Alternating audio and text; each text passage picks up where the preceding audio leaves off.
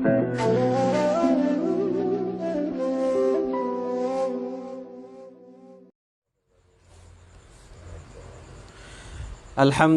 Rabbil Alamin. Wassalatu wassalamu ala ashrafil mursalin Sayyidina wa maulana Muhammadin wa ala alihi wa sahbihi ajma'in.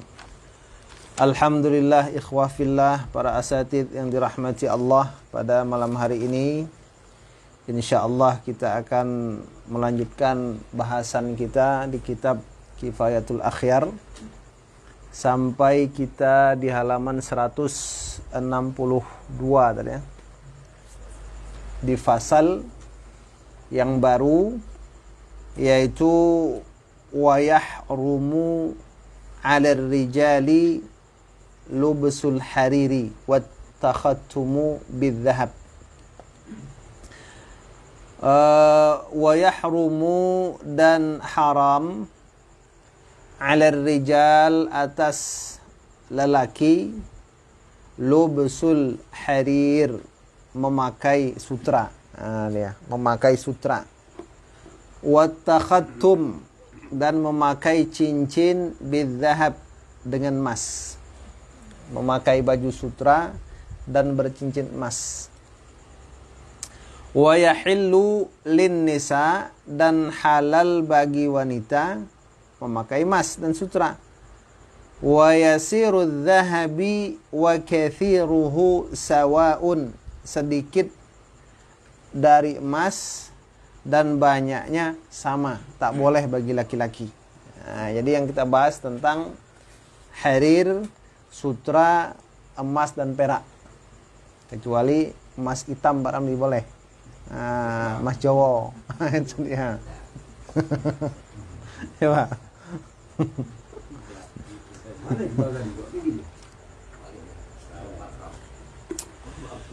Qala asy-syarih, berkata Syekh pensyarah, yahrumu 'alal rijali lubsul harir. Haram atas laki-laki memakai sutra. Jadi kalau sudah haram berarti tak boleh. Sutra asli, Pak ya. Nah, gitu. Wa kadza at-taghtiyatu bihi. Nah, seperti itu juga haram at-taghtiyah. Taghtiyah itu maknanya menutup. Maksudnya di sini menutup kepala. Nah, pakai topi, pakai peci dengan sutra. Nah, bahannya sutra kan itu, Pak. Nah, itu dia. Sukses jual apa tuh, Pak, kan? Beli topi sutra kan itu. Wal istinadu ilaih, dan bersandar kepadanya. Jadi kita punya sofa kan, bahannya dari sutra. Nah, tak boleh juga. Wa iftirashuhu, dan mengembangkannya, maksudnya menjadikan sutra itu sebagai kasur. Spraynya sutra gitu kan. Jadi tidur di atasnya enggak boleh gitu ya. Tidur di atas sutra gitu kan, atau duduk di atas permadani sutra. Gitu. Tak boleh. Haram. Wa kadza ittikhadhuhu bitanah. Seperti itu juga menjadikan sutra itu bitanah. Bukan bitonah, Pak. Bitanah. Nah, gitu kan. Bitanah itu baju dalam. Nah, puring. Enggak, bagian dalam baju puring. Puring. Wasatran, tabir. Tabir pun tak boleh. Nah, gitu. Bagi laki-laki kan itu kan. Sutra, tabir sutra. Wasaira wujuhil isti'mal, dan seluruh arah-arah penggunaan sutra tersebut. Nah, gitu.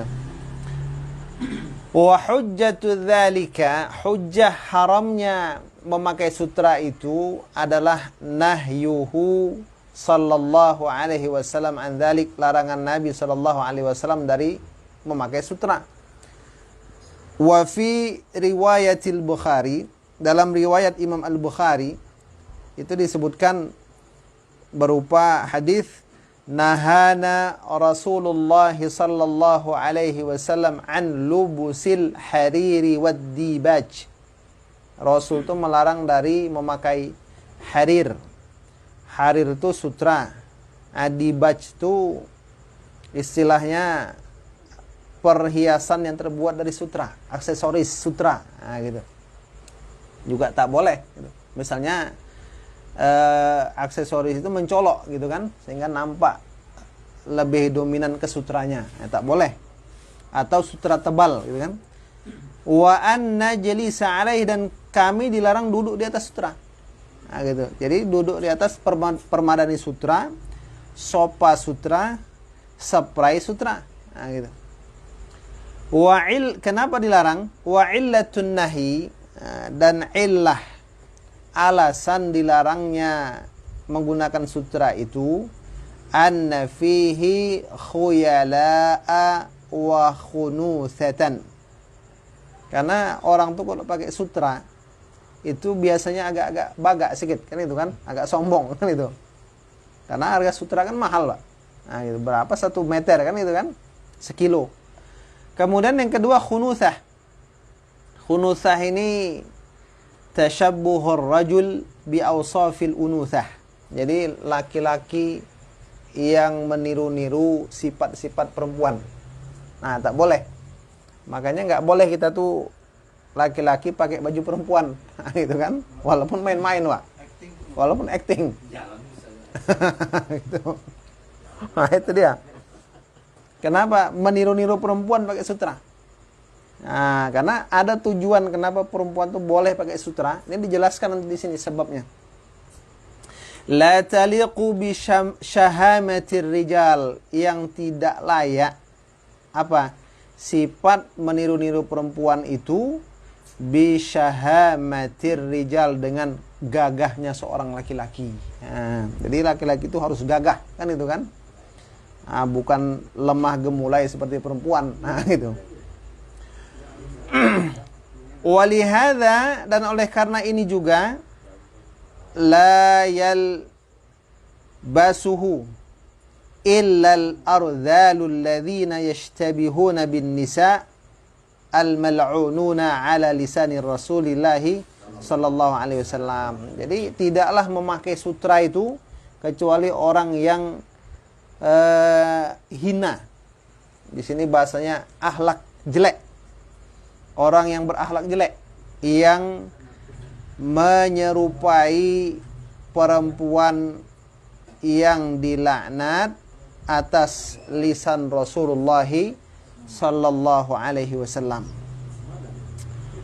Wa yahillu lubsuhu lin-nisa, halal memakai sutra bagi wanita. Nah, kalau wanita boleh. Nah, gitu. Jadi Pak Ramli silahkan beli, Pak, sutra, tapi jangan untuk Pak Ramli gitu kan. Nah, belikan boleh. Liqaulihi sallallahu alaihi wasallam uhilla adh-dhahabu wal hariru li inathi ummati.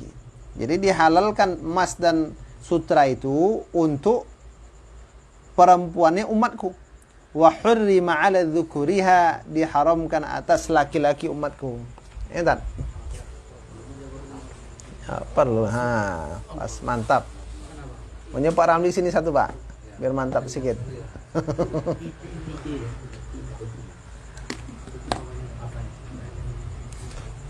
Nah, jadi emas boleh, Pak, ya, untuk perempuan.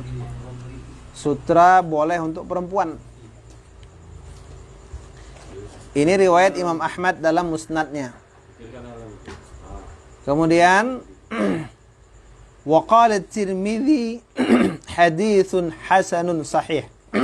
Nah, di sini ada latifatun syar'iyyah, kelembutan syariat. Kenapa perempuan tuh boleh pakai sutra? Sebabnya kalau perempuan tuh pakai sutra, ya, wa huwa anna lubsahu yamilu tab'u ila wat'in nisa. Nah, ini bagi yang apa nih? Kalau perempuan tuh pakai sutra, maka tabiat laki-laki semangat untuk menggauli wanita tersebut. Kenapa? Molek dia, kan gitu. Semakin molek, semakin bersemangat, itu, Pak. Iya, Pak. Iyalah.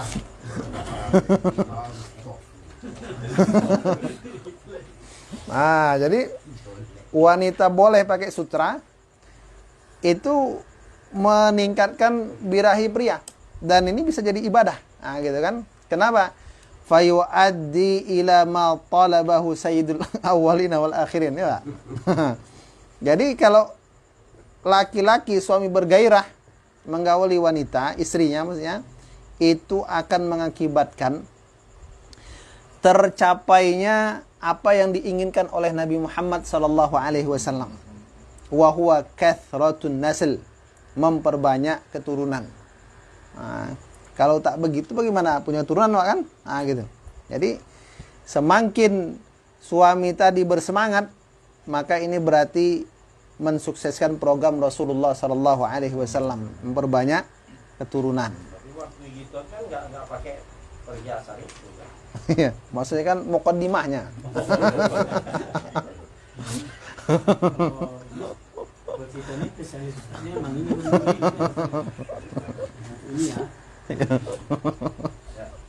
Tapi Pak Ramli lebih S3, Pak Ramli ini S3-nya tentu masalah itu. Berapa anak, Pak? 9 kan? 9 kan. Nah, jadi ini hikmahnya, kata saya. Kemudian kalau wanita itu boleh pakai sutra. Wa hal yahrumu 'alan nisa iftirashul harir? Bolehkah wanita itu membentangkan sutra itu untuk jadi kasur? Boleh nggak?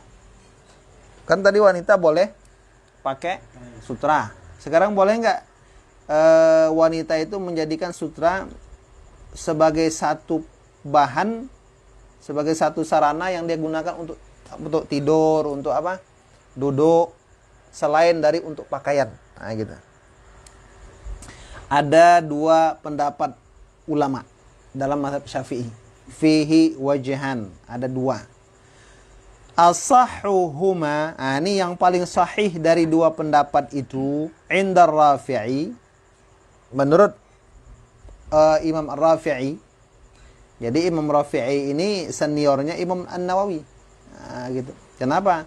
Banyak ada kitab Imam Rafi'i itu yang diringkas oleh Imam An-Nawawi. Dan Imam Rafi'i ini hidup sebelum Imam Nawawi. Nah, gitu. Kata Imam Rafi'i, yahrumu lima fihi minas saraf wal khuyala. Haram. Walaupun wanita, haram juga menjadikan sutra itu selain pakaian. Kenapa? Karena di situ ada sarop. Nah, bukan syarab, Pak, sarop.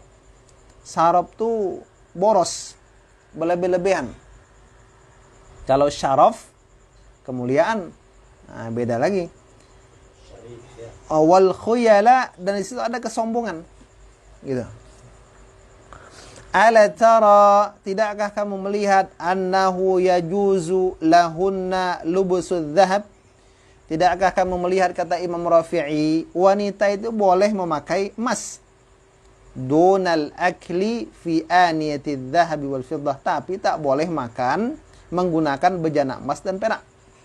Mereka boleh berhias emas, tapi nggak boleh minum dari cangkir emas. Kenapa? Ada saraf, ada khuyala di situ. Wali'anna al-ma'na, dan karena pengertian yang alladhi dzakarna fil lubsi bitamamihi, karena pengertian yang terkandung dalam bolehnya wanita itu memakai sutra secara sempurna, itu mafqudun fil iftirash, tak dijumpai dalam menjadikan sutra sebagai alat iftirash itu selimut, ya, atau kasur, spray, seperti itu. Jadi tujuan bolehnya sutra itu hanya untuk dipakai supaya membangkitkan semangat suami untuk memperhatikan istrinya. Nah, kalau selain pakaian nggak didapati makna itu. Nah, gitu. Pak Ram ini entah paham entah nggak kan itu kan? Tapi kayaknya lebih paham ya. Wal asahhu 'inda Nawawi al-jawaz, tapi yang paling sahih menurut Imam Nawawi boleh, ya. Kalau perempuan boleh. Nah, gitu. Wa qawluhu yahrumu 'ala rijal yu'khadhu minhu annahu la yahrumu 'ala sibyan. Perkataan Syekh yang mengatakan laki-laki tak boleh haram diambil darinya ya pengertian atau makna kalau sibyan itu tak haram. Yang enggak boleh rijal, bukan sibyan. Nah, beda kalau rijal tuh laki-laki dewasa. Kalau sibyan itu anak kecil. Anak-anak yang masih kecil betul, gitu kan. Anak-anak yang apalah kan? Yang belum mumayyiz lah, belum bisa membedakan mana yang baik, mana yang buruk. Nah, ini tak haram.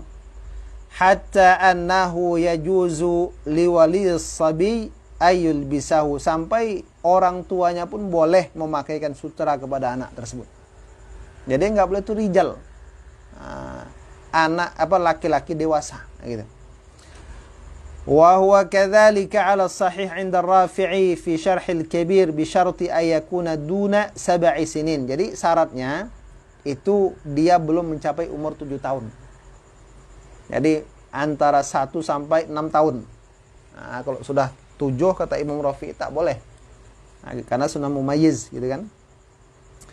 Kemudian wa qaulu syekh, perkataan syekh, wa yasiru dhahab wa kathiruhu sawa, yakni fit tahrim. Banyak sikitnya sama saja. Mau banyak mau sikit tetap tak boleh gitu. Wal aslu fi dzalika qauluhu, asal pada perkataan syekh itu adalah firman sabda Nabi sallallahu alaihi wasallam, la talbasu al-harira wad-dibaj. Jangan kalian memakai sutra dan perhiasan sutra. Wala tashrabu fi aniyati adh-dhahabi wal fiddah. Jangan kalian minum dalam bejana emas dan perak. Fa innaha lahum fid dunya wa lakum fil akhirah. Karena dia itu untuk orang-orang kafir di dunia dan itu untuk orang beriman di akhirat. Jadi agak sabar kita dulu kan, nanti baru di akhirat dipuas-puasi. Nah, itu. Jadi di dunia ini dilarang minum khamar. Di akhirat nanti Allah menjadikan khamar itu sebagai salah satu minuman ahlul jannah. Tapi khamarnya tak bau, tak memabukkan. Namanya khamar. Nah, gitu. Kemudian ini pun dalam masalah emas nih sudah dibahas ya. Ada penjelasan pelengkap dan penting marrat fi awalil kitab yang sudah berlalu di awal kitab, yaitu tentang bejana emas dan perak. Sudah kita bahas ya. Wallahu a'lam. Kemudian wa idza kana ba'du thawbi, apabila sebagian pakaian itu dia ibraisama ya. Ibraisama tu bahannya tu ibraisama, jenis sutra.